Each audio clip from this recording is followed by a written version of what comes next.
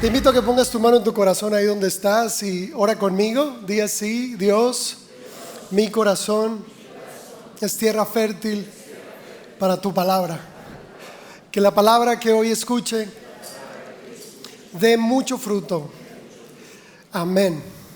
Muy bien, pues como sabes, estamos en esta serie Bienaventurados. Tenemos 3 semanas en esta nueva serie, una serie que Dios nos había puesto en el corazón desde el año 2024, cuando nos dio la visión para este año.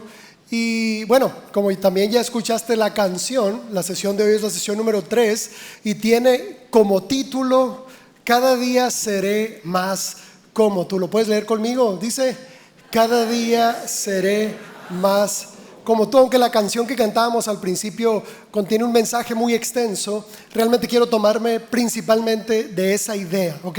De este deseo profundo que tiene un hijo de Dios por parecerse más a su Padre Celestial, por tener el carácter de Jesús, por parecerse a Él en su pensar, en su actuar, en su sentir. Y yo quisiera poderte transmitir ese mismo deseo, dejar de ser nosotros y parecernos mucho más a Cristo. Y como lo hemos estado revisando en las últimas semanas, estoy tomándome del inicio del Sermón de la Montaña, cuando Jesús, como la serie se llama Bienaventurados, Jesús explica una serie de bienaventuranzas al principio del Sermón de la Montaña. En la primera sesión hablamos de bienaventurados los pobres en espíritu. La semana pasada hablamos de bienaventurados los que lloran, ¿sí? Y hoy vamos a revisar la tercera bienaventuranza de este sermón, y aparece en Mateo 5:5 y dice así: bienaventurados los mansos, porque ellos recibirán la tierra por heredad. Mira, cuando leemos la virtud de la mansedumbre o los mansos y observamos el mensaje general de la Escritura, nos damos cuenta que mansedumbre y humildad siempre van de la mano. Si tú lees la Biblia completa, hay ciertas versiones que interpretan o que traducen la palabra como mansedumbre o como humildad. Porque lo que la Biblia nos quiere explicar acá, familia, es que estas dos virtudes son una misma virtud, ¿sí? La humildad tiene todo que ver con tu relación con Dios, ¿ok? Con cómo crees que Dios te ve y cómo tú te ves a ti mismo. Eso es humildad, saber que mi valor está en Cristo. Yo te lo he predicado otras veces. Mi valor, mi seguridad está en Cristo. Entonces, en ese amor que Él tiene por mí, yo actúo con las personas de una manera, y a eso se le llama mansedumbre, ¿ok? La humildad tiene que ver con cómo te ve Dios o tu relación con Dios, cómo te ves a ti mismo, y después la mansedumbre tiene que ver en cómo tú ves a los demás. Por eso es una misma virtud. Esto es tan presente en la Escritura que cuando Jesús se pone de ejemplo para que sigamos sus pisadas, obviamente haciendo alusión al tema de hoy, fíjate lo que nos dice en Mateo 11:29. Dice: lleven mi yugo sobre ustedes y aprendan de mí, que soy manso y humilde de corazón, y hallarán descanso para su alma. Si observas, Jesús vuelve y reitera esto, que pareciera que es una sola virtud, ¿ok? La mansedumbre y la humildad juntos todo el tiempo. Una vez más, humildad tiene que ver con nuestra relación, seguridad y todo esto entre nosotros y Dios, cómo nos vemos a nosotros mismos. Y luego la mansedumbre es cómo tratamos a los demás. Y es ahí donde te quiero definir qué significa, según la Biblia, la palabra mansedumbre. ¿Sale? Dice así: virtud que modera la ira y sus efectos negativos, evitando el caos interior por el comportamiento del otro. ¿Te das cuenta? O sea, la mansedumbre es aquella que hace que nosotros no nos airemos o nos enojemos por las mensadas de los demás. Sí, oigan, porque si las personas no hicieran mensadas, pues uno no necesitaría la mansedumbre, ¿verdad? Cuando uno sale a manejar en esta ciudad, ¿cómo necesita mansedumbre, verdad? El hermosillense tristemente ve un semáforo parpadear y en lugar de frenar, acelera. Hey, somos una de las ciudades con más accidentes en todo el país. O sea, claro que necesitamos cuidar más nuestra cultura vial. Se cambia de carril sin poner direccional, ¿sí? No respeta la ciclovía, etcétera. Más los motociclistas. Bueno, no seas un mal ciudadano, sé un buen ciudadano. Sí, pero qué curioso, a nosotros se nos pide controlar el enojo, pero a cierta gente deberían de pedirle controlar controlar sus errores, lo vamos a decir así, ¿verdad? Pero sí, la mansedumbre es una virtud que aprendemos de Jesús y lo vemos plasmado en la Escritura muchas veces. En una de las ocasiones, unos de sus discípulos, Jacobo y Juan, que Jesús les llama los hijos del trueno porque eran bien tremendos, les dice: Jesús, hay que hacer descender fuego del cielo para quemarlos vivos. Se enojaron con unos y ya querían hacer descender fuego del cielo. Y Jesús les dice: hey, no, tranquilos, tal vez solamente ellos tienen otro espíritu, más o menos así les dice. Prácticamente Jesús les estaba diciendo: no nos entienden, o sea, ¿por qué exigirías un buen trato de ellos si ellos no nos entienden? Obviamente en su ministerio Jesús nunca perdió la paciencia, ¿ok?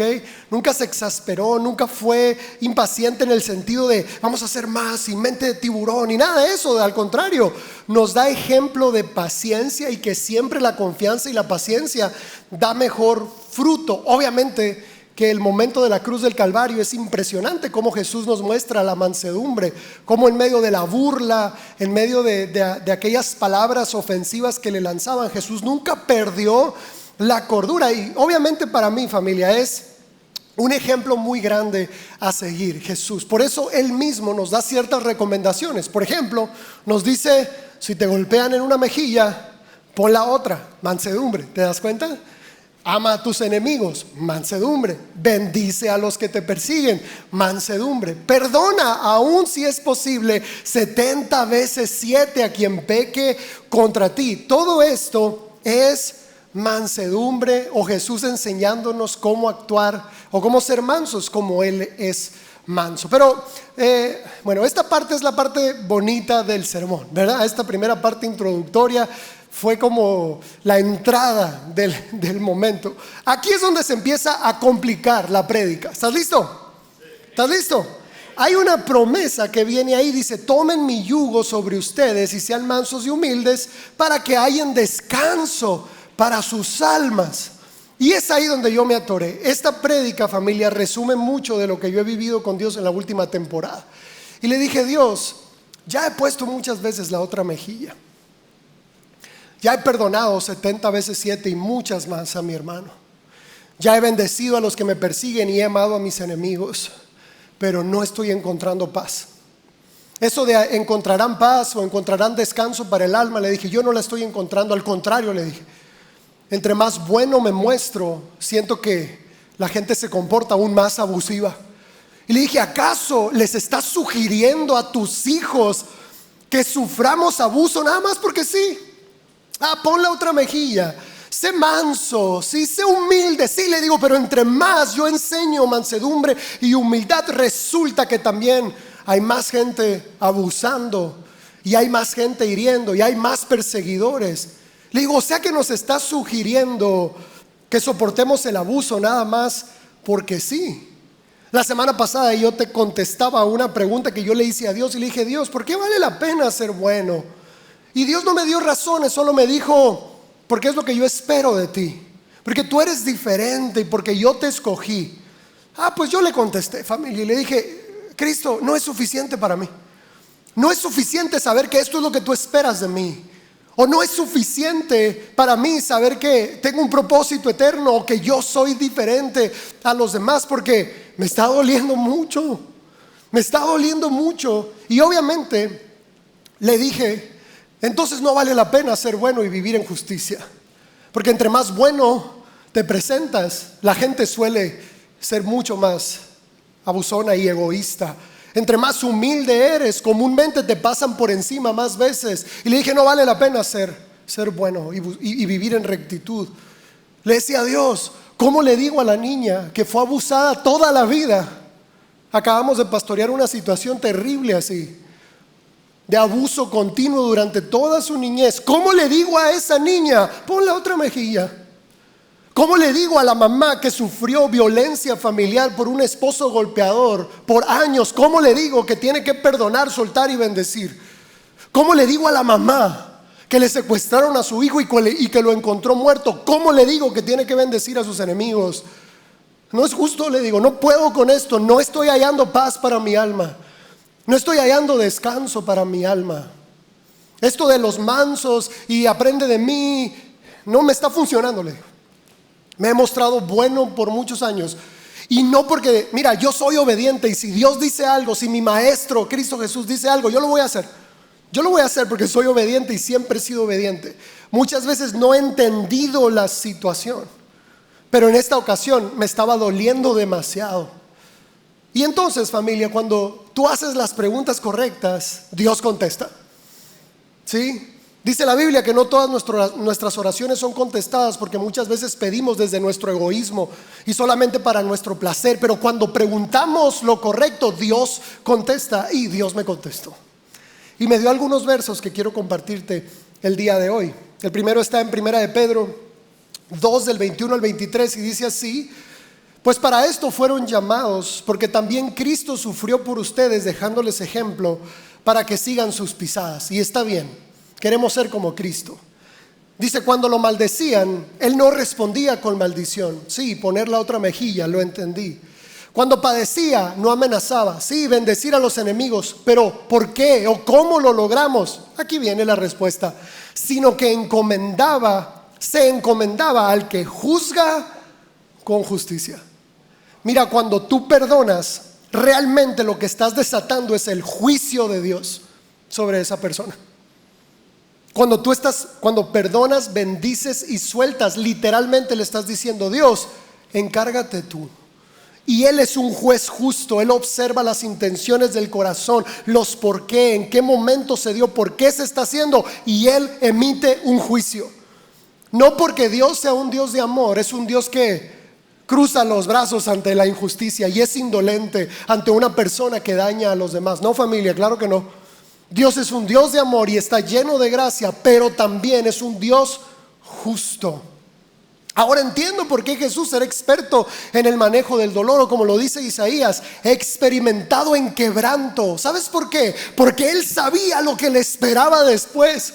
La Biblia dice, por el gozo puesto delante de Él soportó la cruz. Y porque Él sabía que todos sus enemigos iban a ser puestos debajo de sus pies, porque Dios siempre cumple con la justicia. Dios no es un Dios que observa el mal y se hace la vista gorda y voltea a otro lugar, porque Él nos ama a todos y nos perdona a todos. No, familia. Y sigo leyendo. Romanos 12:19 dice así: queridos hermanos, nunca tomen venganza. Dejen que se encargue la justa, ¿qué dice ahí? Ira de Dios. No que Dios ya no estaba enojado. Dejen que se encargue la justa ira de Dios. Pues dicen las Escrituras, mía es la venganza y yo les pagaré lo que merecen, dice el Señor. Antes bien, si tu enemigo tiene hambre, dale de comer. Si tiene sed, dale de beber. Al hacer eso, amontonarás carbones encendidos de vergüenza sobre su cabeza. No te dejes vencer por el mal, al contrario, vence el mal con el bien. Mira, cuando alguien te persigue y tú perdonas y todavía te atreves a hacerle un bien a esa persona, dice la Biblia, lo acabas de leer, estás acumulando carbones encendidos de vergüenza sobre él para el día del juicio. Hay otro pasaje que dice que acumulas ira para el día de la ira cuando perdonas. Y mira, esto no es un tema personal. No es como que queremos que a alguien le vaya mal, porque los hijos de Dios no pensamos así. La mansedumbre te permite emitir el perdón desde una perspectiva correcta. ¿Cuál es? Dios es justo. ¿Estás acá? Sueltas, bendices y perdonas porque sabes que Dios es justo y porque sabes también que Él es misericordioso. Pero nunca lo haces en un tono vengativo, como creyendo o pretendiendo o deseando que a alguien le vaya mal. Y lo quiero aclarar porque se pudiera confundir. Pero lo que sí quiero decirte es que Dios le hace justicia a sus escogidos. Que Dios sí le hace justicia a los que obedecen. Que Dios sí le hace justicia a los que se esfuerzan para vivir como Él. Ahora, hemos predicado la gracia, familia, de manera muy sesgada.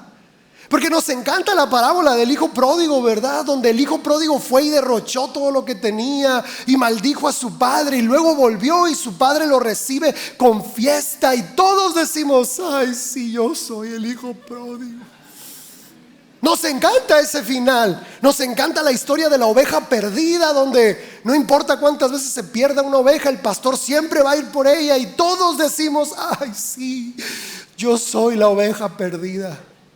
Pero estamos sesgando el mensaje, porque también hay otras parábolas donde el siervo que enterró su talento fue echado fuera, atado de pies y manos a la oscuridad, donde es el lloro y el crujir de dientes. También hay otra parábola donde el siervo que no perdonó a su consiervo, fue enviado a los verdugos porque no trató a los demás como fue tratado por el rey.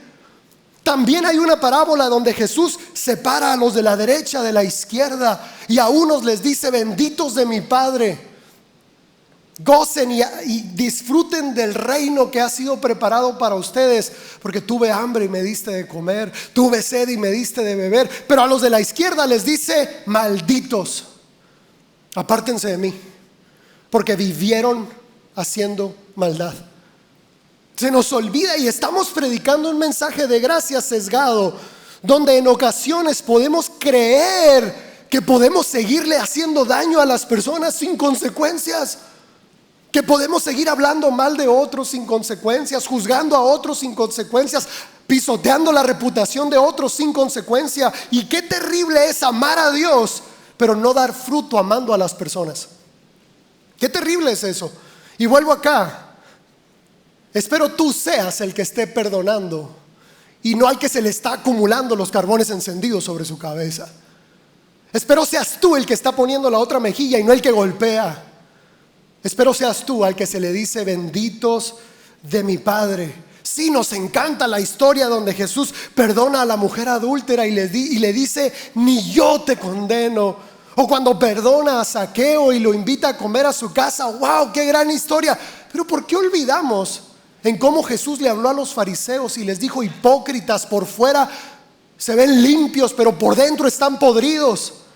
¿Por qué se nos olvida cómo el celo por su casa lo hizo ir y voltear las mesas y decirles: Dios no es un juego? Porque eso es lo que Jesús les estaba diciendo. Dios no es un juego, y sacó el látigo y les enseñó que había consecuencias a la desobediencia. Gálatas 6:7 dice así: no se dejen engañar, nadie puede burlarse de la justicia de Dios. Siempre se cosecha lo que se siembra. Y mira, la ley de la siembra y la cosecha es una de las leyes más importantes en el mundo espiritual. Y la ley de la siembra y la cosecha no está en función de Dios. Cuando tú haces algo bueno por Dios, Dios se alegra. Y cuando tú haces algo malo en contra de Dios, Dios se entristece, pero Él nunca toma represalias. Porque es Dios, Él no se toma nada personal, ¿sí? En verdad Él perdona y olvida, pero cuando le hiciste daño a alguien, Él se lo toma personal. Cuando Pablo estaba persiguiendo a la iglesia, Jesús se le presentó y le dijo: yo soy Jesús a quien tú persigues. ¿Te das cuenta? No fue el hecho de ¿por qué persigues a mis hijos? No, es yo soy Jesús a quien tú persigues. La ley de la siembra y la cosecha, familia, está en función de cómo tratas a los demás. Mira, la Biblia es tan clara. ¿Cómo se distinguen los hijos de Dios de los hijos del diablo? Dice la Biblia. Los hijos de Dios se distinguen porque aman a su prójimo y viven en justicia. Ya. Entonces los hijos del diablo se distinguen porque no aman a su prójimo y no viven en justicia. Entonces, cuando lo vemos desde esta perspectiva, familia, ahora entiendo cuando Jesús dice: con la misma vara con la que midas, serás medido. La misma medida que pongas a otras personas es la misma medida que se va a poner hacia ti. Ahora imagínate que hay personas que se atreven a hacerle mal a aquellos que les han hecho un bien. Imagínate que hay personas que pagan un bien con un mal. ¿Y tú crees que Dios se queda con brazos cruzados? No, familia, no es así. Esto es tan fuerte que en la misma escena donde Jesús hace a los de la izquierda y a los de la derecha, los de la izquierda se quieren defender y le dicen: Jesús, en tu nombre hicimos todas estas maravillas, en tu nombre. Y Jesús les dice: está bien, usaste mi nombre, pero nunca te conocí. Creíste en mí, pero nunca te pareciste a mí, por eso no te conozco. Nunca fuiste como yo. Hiciste muchas maravillas en mi nombre, pero nunca hiciste algo conmigo. Nunca te pareciste a mí. Y entonces ahí es donde Jesús les dice: apártense de mí. Y qué fuerte es esto, familia, porque haber recibido el conocimiento del amor de Dios, lo único que provoca es más responsabilidad.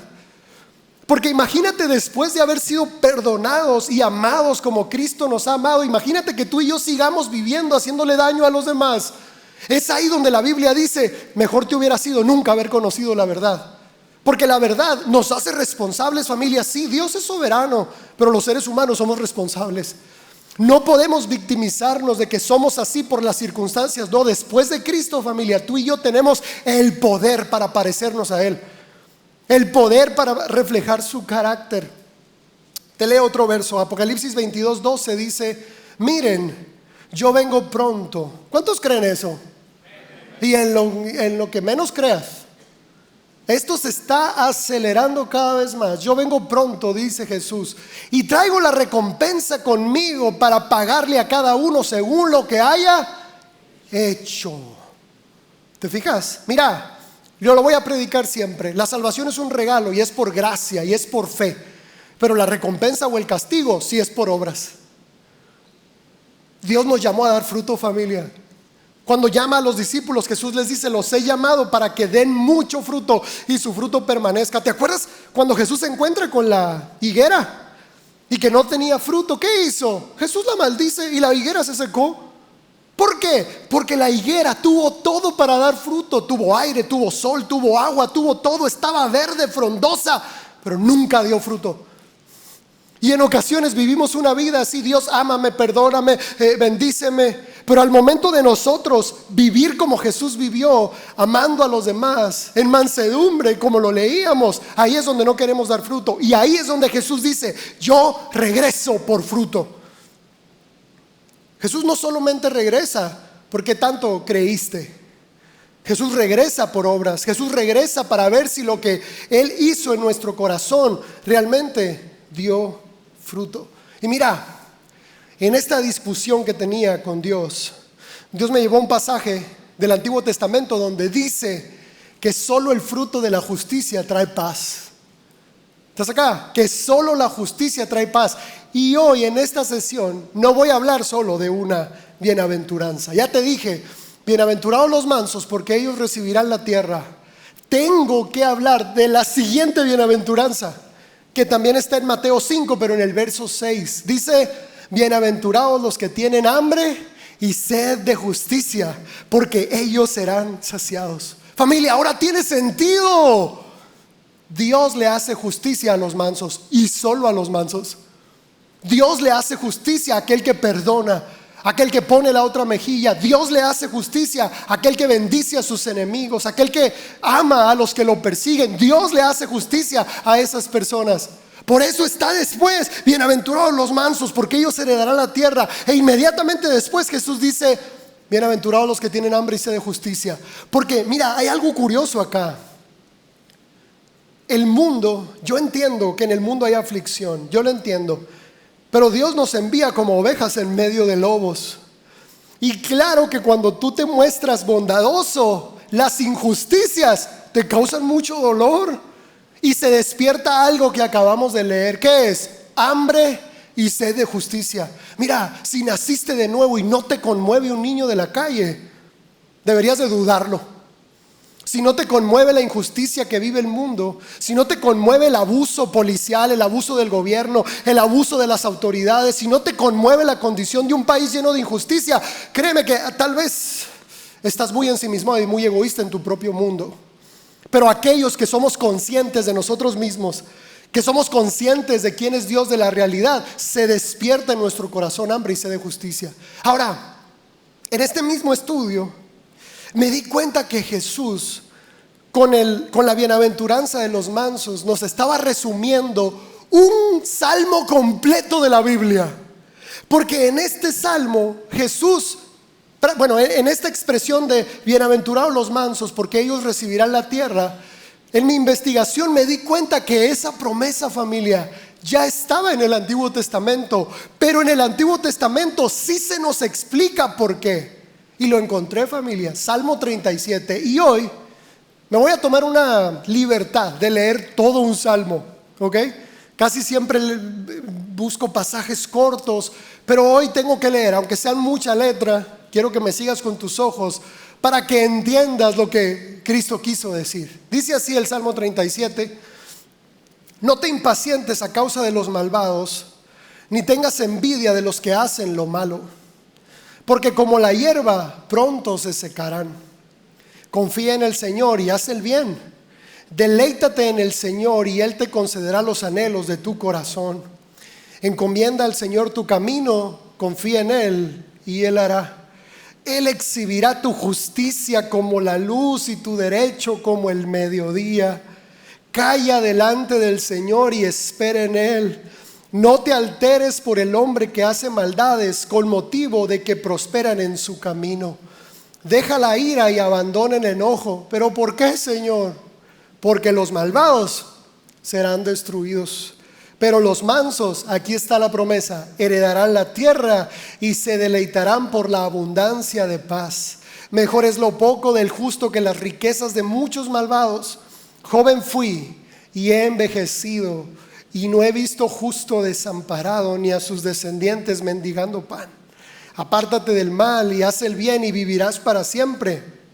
Los justos heredarán la tierra y vivirán para siempre sobre ella. Él te exaltará para heredar la tierra, y cuando los malvados sean destruidos, tú lo verás. ¿Alguien puede glorificar a Dios por eso? Vamos, vamos, vamos, vamos.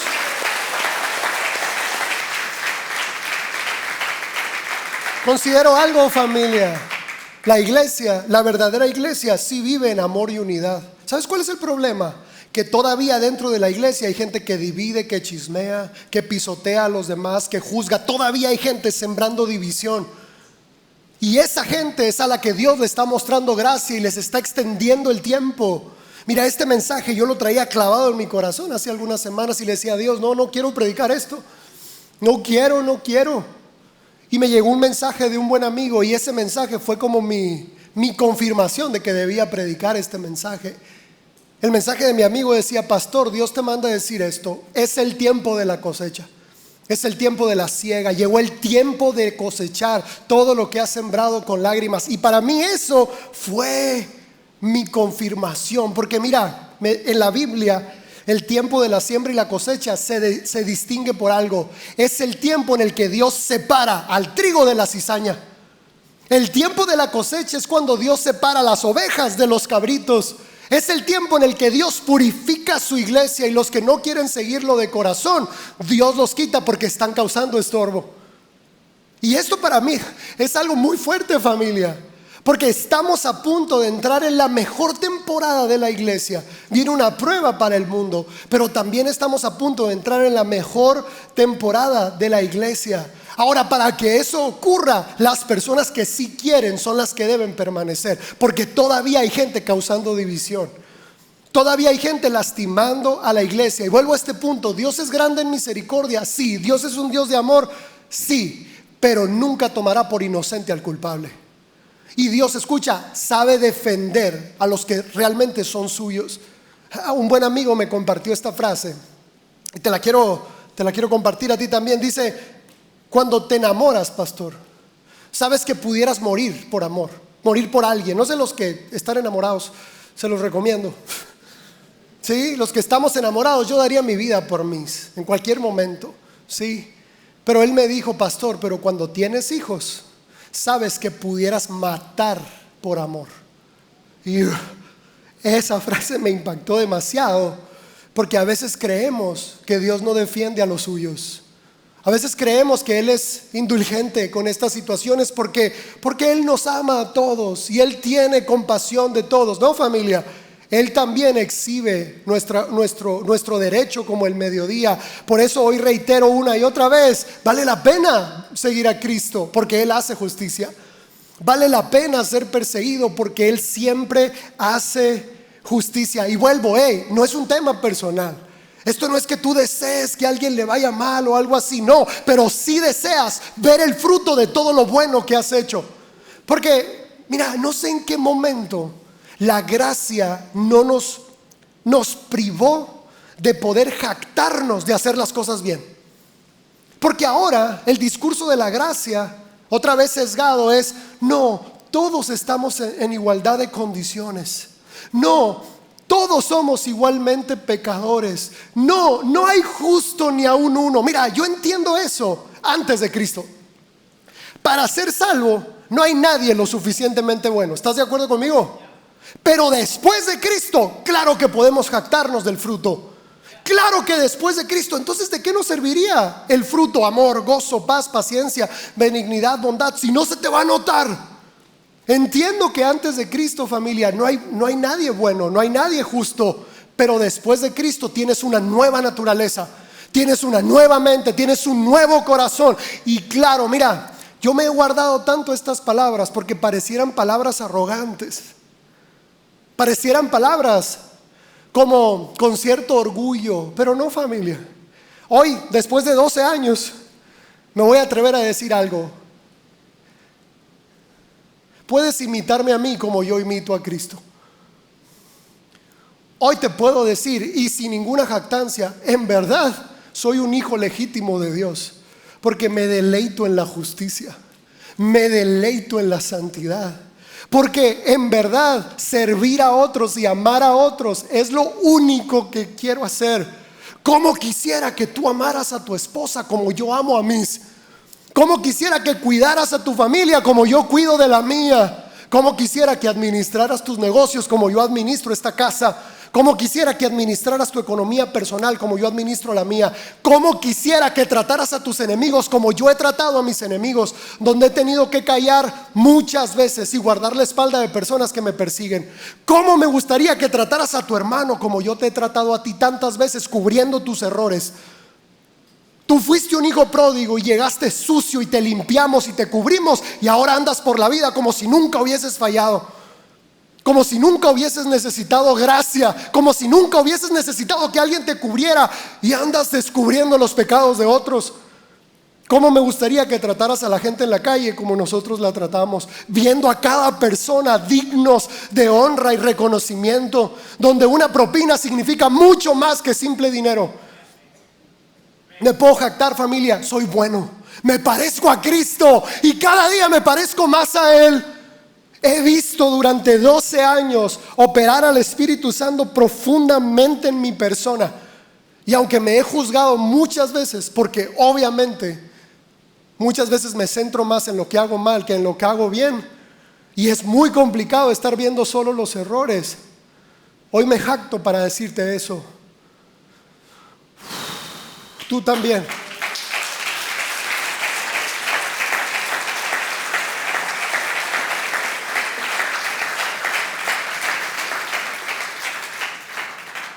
Tú también te puedes parecer a Cristo. Tú también puedes dar fruto. Tú también puedes perdonar la peor traición. Tú también puedes salir adelante cuando nadie te dio nada y nadie te heredó nada. Tú también puedes ser un esposo que se parezca a Cristo. Tú también puedes, porque Cristo está contigo. Ya basta de tener que agachar la cabeza para que el pecador se sienta menos mal. Nuestra santidad debe incomodar el pecado de otros. Nuestra forma de amarnos debe incomodar el egoísmo de las personas. Y mira, voy aterrizando con esto. Llegó el tiempo de la cosecha. Llegó el tiempo de separar, porque la única diferencia, familia, entre el trigo y la cizaña es que el trigo tiene fruto y la cizaña no. La cizaña es la pura espiga, sin fruto, sin grano. Y el trigo, cuando tiene grano, adivina qué hace, se humilla. Porque el peso del fruto lo hace humillarse. En cambio el otro está erguido porque no tiene fruto. Dios nos llamó a dar fruto. Dios nos llamó a mostrar su carácter. Te leo otro verso, Romanos 11:22, dice así: mira pues la bondad, y lee eso conmigo, ¿y qué? Y la severidad de Dios. No lo olvides, no lo olvides, son dos cosas, la bondad y la severidad de Dios. Dice, la severidad ciertamente para con los que desobedecen, pero la bondad para contigo, si permaneces en esa bondad.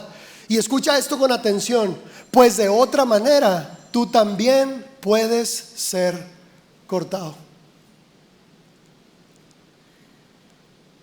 Este no es un tema de salvación, familia. Lo voy a predicar muchas veces. La salvación no se pierde. La salvación es un regalo. Pero la recompensa y el castigo sí es por obras. Eso sí es por obras. Cuando no permanecemos en la bondad de Dios. ¿Cómo? Manifestando la bondad hacia otros. También podemos ser cortados. Ahora, ¿cuál es el consejo detrás de todo este mensaje? Porque el mensaje puede remover muchas cosas en tu corazón, pero si no hay un consejo claro, solamente te hice sentir un poco incómodo. No, te lo voy a poner en pantalla porque quiero que te lo lleves en el corazón. Necesitamos arrepentirnos de todo corazón. Que sientas el peso de haber tratado mal a alguien, de haber hablado mal de alguien. Que sientas el peso de haber maldecido a uno de tus hermanos. Que sientas el peso de haber abusado de un inocente. Que sientas el peso, porque mira, Jesús enseña esto, que antes de abusar de un niño, te sería mejor quitarte la vida antes de tocar a un niño o a una niña. Jesús dice, mejor átate a una piedra y tírate al mar antes de abusar de uno de mis pequeños. Necesitas sentir el peso de lo que significa haber usado tus palabras en contra de alguien, haber pagado mal por un bien que te hicieron. Eso es arrepentimiento de corazón y después es rectificar, y eso es cambiar de camino. La Biblia dice que el que confiesa su pecado y se aparta alcanza misericordia. Después dice pedir perdón. Necesitas ir y dar la cara y pedir perdón. Necesitas ir y pedir perdón, y no solo eso, de ser posible compensar el daño. Porque mira, cuando Zaqueo recibe la salvación, la reacción de Zaqueo fue: la mitad de todos mis bienes los voy a dar a los pobres, y si en algo he defraudado a alguien, dice, se lo voy a regresar multiplicado. Y entonces Jesús dice, en verdad la salvación ha llegado a esta casa, porque Zaqueo entendió algo. Sí, el perdón de Dios es incondicional, pero hay deudas pendientes con otras personas, y esas no se pagan solamente porque ahora cambiaste de vida. Necesitas arrepentirte, pedir perdón, rectificar y, de ser posible, compensar el daño. Y por último, escucha acá, dice aceptar las consecuencias terrenales de nuestras acciones.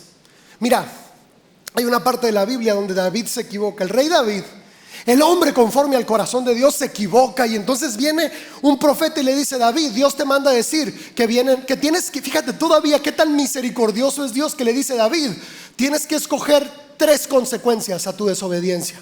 Número 1, que tus enemigos vengan sobre ti, así les dice. Número 2, que saqueen esta tierra, algo así le dice. Y lo le dice. Y número 3, que Dios venga con juicio a esta tierra. ¿Y sabes qué contesta David? Le dice: que Dios me salve de caer en manos de los hombres, dice, porque los hombres no tienen misericordia. Que Dios sea el que me juzgue, dice, que Dios sea el que haga que mi quebrantamiento sea la consecuencia de mi desobediencia. Porque David dice esto: porque Dios es misericordioso. Porque Dios es misericordioso, familia. Cuando tú y yo cantamos, Dios, quebrántame, no es una situación fácil, porque es decir, Dios, si hay algo que tengo que vivir, si hay una consecuencia que está sobre mí, que no me deja ser libre, quiero que llegue. Pero Dios lo hace con amor, Dios lo hace con ternura. Pero escucha, Él no evita las consecuencias. ¿Por qué? Si tú y yo no pagamos en la tierra materialmente las consecuencias del daño que hicimos y llegamos al trono de Dios con culpa, ya no hay esperanza. Por eso es mejor, familia, en la tierra aceptar las consecuencias de los errores que cometimos y hacerlo con valentía y decirle: miren, este mensaje que tal vez puede ser fuerte, yo le dije: Dios, empieza conmigo. Ahorita te decía, me jacto de dar fruto, porque me jacto, oiga, nunca me había jactado de dar fruto. Pero si necesito ser podado en alguna situación, también quiero ser podado. Si hay errores que no alcanzo a ver, también necesito claridad. Si hay orgullo todavía en mi corazón, yo quiero ser quebrantado, porque no quiero llegar a estar delante de Jesús avergonzado. Si hay algo que yo debo padecer aquí en la tierra para ser moldeado, Dios, adelante. Y eso es de valientes, familia. Eso es de personas que realmente cada día quieren ser más como Él. Y entonces quiero que lo conviertas en tu oración. Dilo conmigo: Dios, cada día seré más como tú. Vamos, iglesia, decláralo con todo tu corazón. Di: cada día seré más como tú. Y cierro con el último verso, porque ¿qué significa esto? El Salmo 45:7 nos explica ¿Qué significa ser más como Cristo? Dice, has amado la justicia y aborrecido la maldad. Por tanto, te ungió Dios, el Dios tuyo, con aceite de alegría, más que a tus compañeros. ¿Sí? Entonces, necesitamos, familia, ¿qué? Amar la justicia y aborrecer la maldad para ser ungidos de alegría. ¿Quieres aplaudir conmigo? Sí. La banda puede pasar, por favor. Vamos, aplaude fuerte. Vamos. Gracias, Dios.